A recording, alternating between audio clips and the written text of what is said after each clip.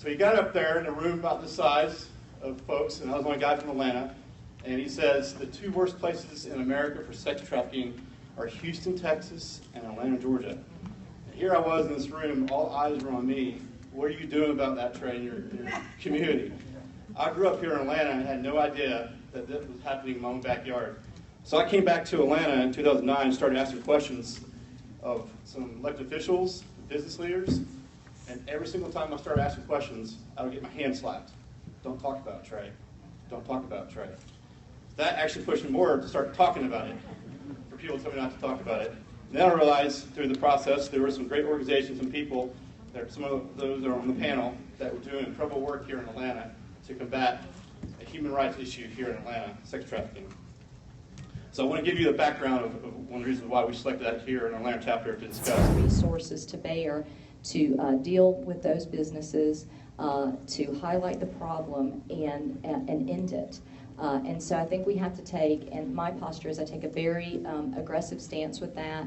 I meet with the policing powers, I meet with the health officials in the county health department and see what levers in government we can use to make sure we're keeping a keen eye, a close eye on what's going on, and using those levers to stop these conduits for victimization.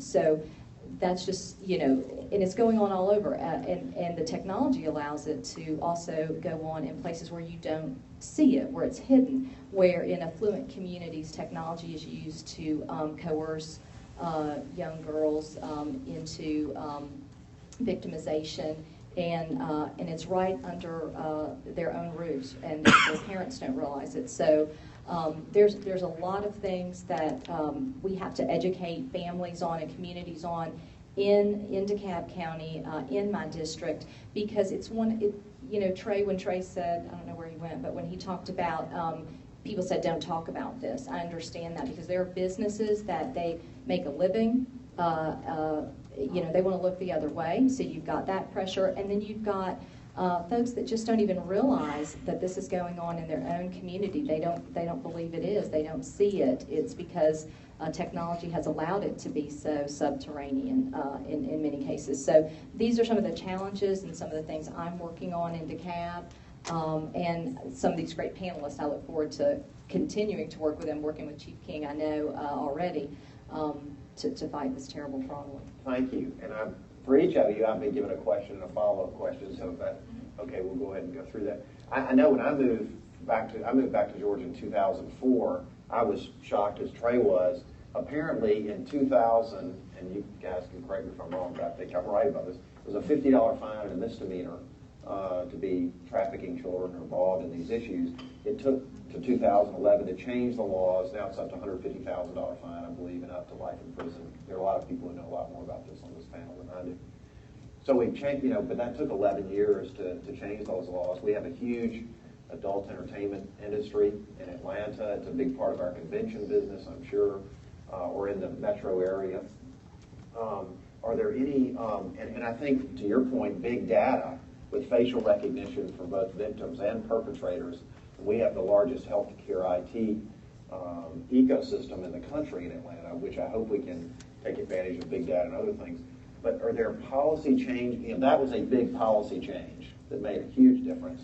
And there may not be, but there are other areas of policy that you can recommend in DeKalb County or otherwise from a state level that might help us be more effective in addressing this issue? Well, I think there are. Recently I met with the health department in DeKalb, and I think that there are things we can do there to give them some more robust abilities to go into places and eventually shut them down. I think we need to put more tools in the toolkit for our law enforcement so that when we see and suspect these things, we can have the ability to go in more assertively, more preemptively. And I think the health department is a good place to start there. So I was speaking last week with them about, what they can and can't do and where the law does, not permit them to do certain things. And so I think more robust laws for our health department to allow them to and quite frankly, funding too. I mean, even as we do that, even as we give more powers to health departments, police, and so on, we've got to follow that up. They've got to have the people to do it. And so that's a problem. I know that the health department doesn't have the number of inspectors they need. So we've got to put more money behind that type of enforcement and give them more robust abilities to go in these hotels and be able to shut them down. I don't think they feel they have the ability to shut them down and really, and when we can do that, when we can shut down an extended stay motel situation, essentially, that where we know victims are being housed and it's an unsafe situation, when we can give them that ability rather quickly, then the business community is going to have to deal with that. And to Trey's point, people again said, stop talking about this. We can't stop talking about this. We've got to bring this to light. We've got to make this an issue that everybody knows. And Greg Chevalier and I were speaking, and he said to me, back when the Mothers Against Drunk Driving started, he said, they didn't think that they were going to stop drunk driving. They didn't, but but it became such a big deal. They were amazed at how they were able to get that message out, and it totally transformed the expectations of behavior and what was acceptable, what was flat out accepted in society. And that's the same mission, I think, before us. So in addition to the robust powers I think we need to give officials like at the health department that would be more helpful, we've got to keep pushing this issue onto the front pages. We have to talk about it. We can't look the other way. We have to talk about it in our churches, with our county commissions, with our police department, our schools, everywhere. We've got this. So I think that that's our challenge. What MAD did for the drunk driving issue, we have to do for human trafficking. I think that's a brilliant point. And Chief King, I'd love to get your reaction from a law enforcement standpoint. Linda Dean and I, who's also on the panel obviously, had an opportunity to go with Director Keenan and meet with the White House on this issue, and he is a real national leader, I think, in this area. And one of the things we talked about was, at the time, the 277 law enforcement agencies in Georgia, and how can we coordinate our efforts more effectively, by community. And it also goes to the point, I used to chair the Department of Community Health Board. Public health is spun out of that. We've got local health, we've got state, we've got federal. How can these different agencies collaborate more effectively, and what are you doing and seeing at the local level to address the issue? The first thing I think we have to realize is that we have a crisis. We have a crisis in our hand, and nobody has ever wanted to talk about this. I came from I went and joined law enforcement back in the 80s. I mean, Miami Vice. I wanted to be that guy in the cotton suit driving a Ferrari. And so we focused on drugs, and going after drugs. And we saw what crack cocaine did to the streets of our communities. And now we have this other evil. And I think that evil was always been there, but we just didn't pay attention to it. And so we're, first of all, I heard a local prosecutor recently was testifying at the legislature. Well, because we don't have statistics, we don't know how bad of a problem we have. And anybody that walks the streets of our community, and my community is mostly an international community, Buford Highway, 285, which is the traditional international corridor or the Metro Atlanta area, has been seeing these cases. The challenge is who reports this crime? To create a statistic, there has to be an arrest, there has to be a victim, and that's how traditional law enforcement has always looked at this problem. Okay, so they go and set up an undercover operation, they arrest a couple of girls, and everybody gives each other high fives and goes to the house. But that is just the beginning of trying to, you have to look at this as an organization. This is the most complex. And I've participated in investigations dealing with very, very elaborate organizations that deal with narcotics over my career. I was born and raised in Mexico. Spanish is my first language, so it's easy for me to go into my niche. But then we start looking at the complexity of some of these organizations, of how they move girls from all over the world. And not on Beaver Harbor, we deal with Korean students coming here on student visas who overstay, who then go into the karaoke bars or the massage parlors, or young Colombian or Nicaraguan or Salvadorian girls that come through Mexico and come in and are moved from town to town through the East Coast. These are very highly organized, criminal enterprises. They're very hard and difficult.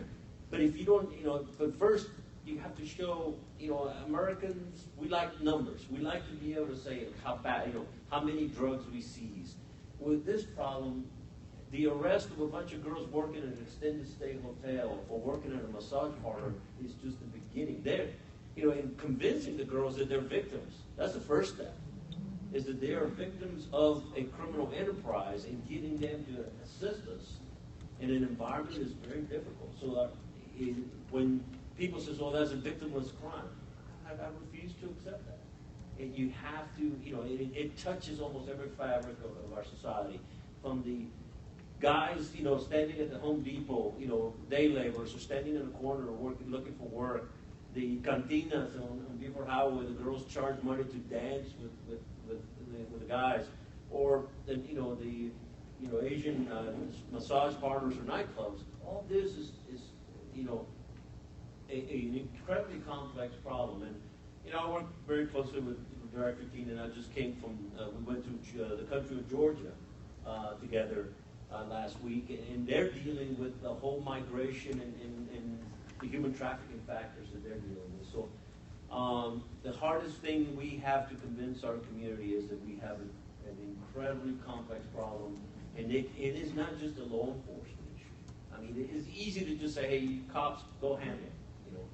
It has to be the health department, the fire inspectors, incredible tools for being able to go and look at places that are unsafe, working with our hotel businesses and the hotel security, because our biggest, the challenge right now is that all this is moved off. We traditionally thought of prostitution as the girl standing on the side, look at TV.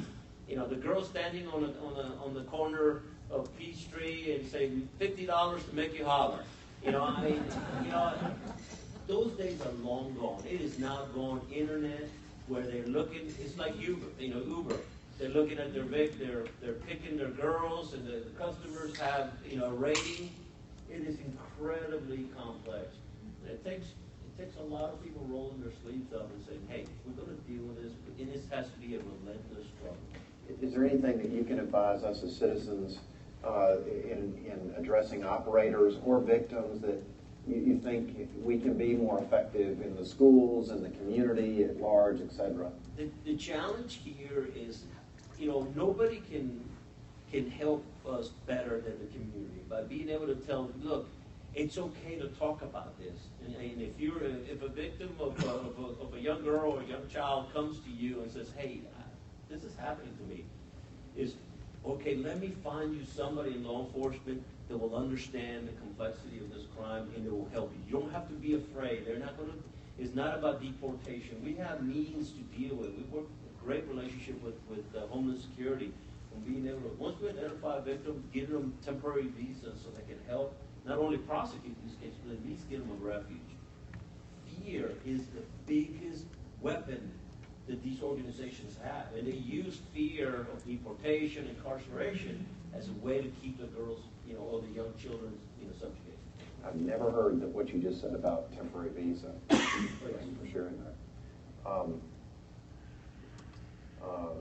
My next question is for Dennis Miller. At the collegiate level, how are you teaching or providing opportunities for our future leaders to be exposed to and address human rights issues like sex trafficking? First of all, most of my work in this area is in Eastern Europe. I just got back from Slovakia. I was there for about 15 days. I think this is the 46th or 7th time I've been just to Slovakia. But I've worked in about 9 countries in the region, and I learned something there that was very important. A lot of times we think the whole idea of awareness is not as important as it really is. I know we have a lot of students at Bryan College where I work. I run the Center for International Development. A lot of them would like to be out arresting traffickers, putting them in jail, rescuing girls who've been trafficked. All of that is good and needs to be done, but one of the things I've learned since 1991, working in that part of the world, is awareness is the most important issue. In fact, I was involved in setting up 4 two-day seminars for the Georgia Department of